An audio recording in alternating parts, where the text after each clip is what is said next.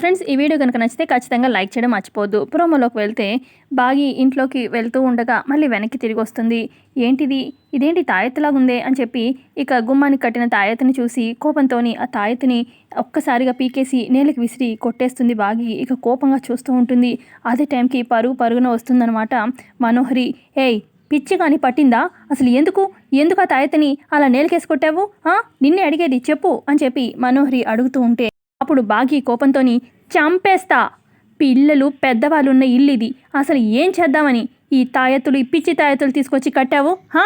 చూడు మనోహరి, నా వాళ్ళకి హాని కలిగించినంత వరకే నేను నీకు మంచిగా మర్యాదగా చెప్పేది, లేదు చెప్తే వినను, నచ్చింది చేసుకుంటూ పోతాను అని చెప్పి అనుకుంటే మాత్రం నాలో ఇంకొక రూపాన్ని చూస్తావు, జాగ్రత్త అని చెప్పి వేలు చూపిస్తూ మరి మాట్లాడుతూ ఉంటుంది బాగి. ఇంకా కోపంగా లోపలికి వెళ్ళిపోతుంది.